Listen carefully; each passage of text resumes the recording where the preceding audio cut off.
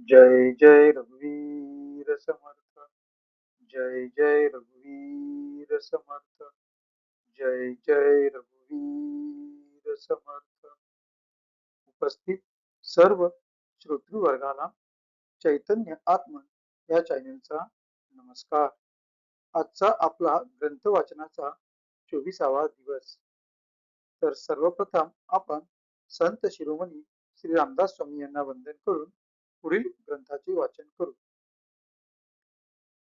गुरुर्ब्रह्मा गुरुर्विष्णू गुरुर्देवो महेश्वरः.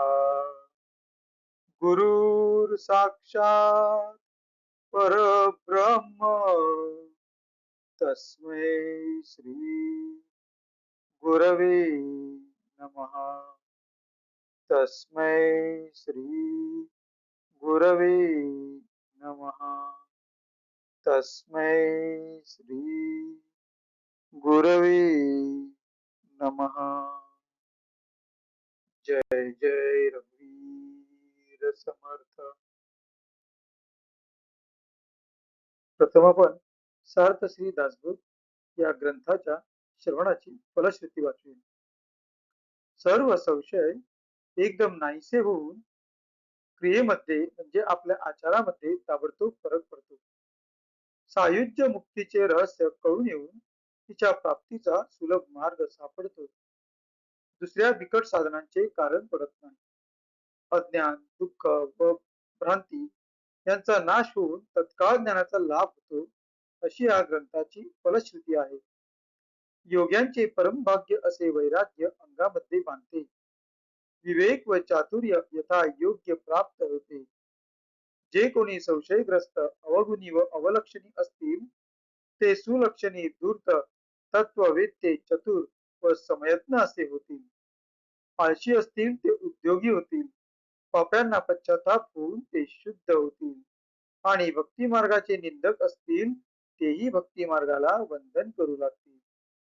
बद्धांचेच मुमुक्षु होतील व मूर्ख अति दक्ष होतील. अभक्तांना भक्ती मार्गाच्या योगाने मोक्ष मिळेल. अनेक दोषांचा नाश होऊन पतित असतील तेच पावन होतील. तात्पर्य, हा ग्रंथ नुसता ऐकल्याने प्राण्याला उत्तम गती मिळेल. देहबुद्धीमुळे येणारे अनेक प्रकारचे धोके, संशयाचे अनेक धागे दोरे, संसारातील अनेक उद्वेग हा ग्रंथ ऐकल्याने नाश पावतील. हा ग्रंथ ऐकल्याने अधोगती चुकून मनास विश्रांती व समाधान मिळेल, अशी या ग्रंथाची फलश्रुती आहे.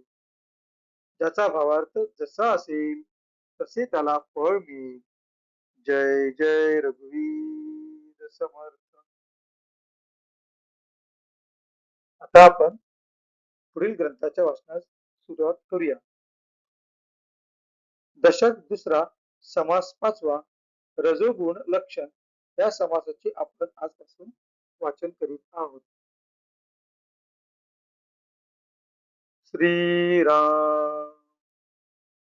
मुळी देह त्रिगुणाचा, सत्व रजतमाचा, त्यामध्ये सत्वाचा उत्तम गुण.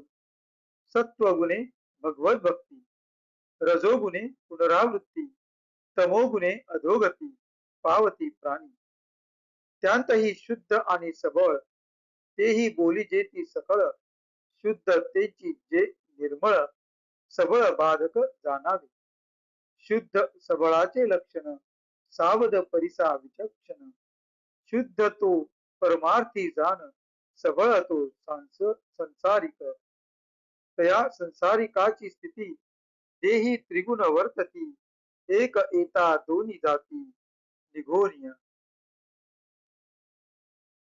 रज तम आणि सत्व येणेची चाले जीवित्व, रजोगुणाचे कर्तृत्व दाखवू आता. रजोगुण येता शरीरी, वर्तणूक कैसी करी, सावध होऊनी चतुरी परिसावे. माझे घर माझा संसार, देव कैचा आणिला थोर, ऐसा करी जो निर्धार तो रजोगुण. माता पिता आणि कांता, पुत्र सुना आणि विहिता, इतुकी यांची वाहे चिंता, तो रजोगुण. बरे खावे, बरे जेवावे, बरे ल्यावे, बरे नेसावे, दुसऱ्याचे अभिलाषावे, तो रजोगुण. जय जय रघुवीर समर्थ. आज आपण 1 ते 10 या ओव्यांचं वाचन केलेलं आहे. त्याच्या पुढील ओव्या आपण पुढच्या भागात पाहू. आता आपण 1 ते 10 या ओव्यांचा मराठी अर्थ वाचूया. या पृष्ठावरील 1 अंकापासून समास 5च्या मराठी अर्थात सुरुवात होत आहे. तर आपण सुरुवात करूया. सत्व, रज व तम या 3 गुणांचाच मुळी देह बनलेला आहे. त्यात सत्वगुण उत्तम होईल. सत्वगुणाच्या योगाने भगवत भक्ती म्हणजे उत्तम गती प्राप्त होते. रजोगुणाने जन्ममरणाचे फेरे फिरावे लागतात. तमोगुणाने प्राण्यास अधोगती भोगावी लागते. श्लोक. सत्वगुणी लोक ऊर्ध्व स्वर्ग वैकुंठाधिक गतीला जातात. रजोगुणी लोक मध्ये म्हणजे भूलोकात मनुष्य देहातच राहतात. जगन्य म्हणजे शेवटचा तो तमोगुण त्या योगे युक्त असलेले लोक अधोगती म्हणजे नीच गतीला तिर्यक योनीला जातात. श्री भगवद्गीता अध्याय 4 श्लोक 18 मध्ये याचं वर्णन केलं आहे. त्यातही या तिन्ही गुणांमध्ये शुद्ध व शबल असे 2 भेद आहेत. त्यांचेही लक्षण सांगतो. शुद्ध निर्मळ तो परमार्थी असतो व शबल गुणाने वृत्ती संसारात वळते. शुद्ध व शबल गुणांचे लक्षण सांगतो. ते चतुरांनी सावधपणे ऐकावे. शुद्ध गुण परमार्थी व शबल सांसारिक असतो. परमार्थ साधन करणारा तो शुद्ध व संसारात गुंतून पडलेला तो शबल. त्या संसारी लोकांची स्थिती अशी असते की त्यांच्या देहात तिन्ही गुण वास करीत असतात. मात्र एक गुण वाढला की बाकीचे दुसरे 2 गुण दबून जातात म्हणजे हटतात. रज, तम व सत्व यांच्यामुळेच या त्रिगुणांनीच देहाचे व्यवहार करतात. आता या समासात रजोगुणाची कामगिरी दाखवू. रजोगुणाचा संचार शरीरात झाला म्हणजे त्याची वागणूक कशी असते ते सांगतो. चतुर श्रोत्यांनी ती ऐकावी.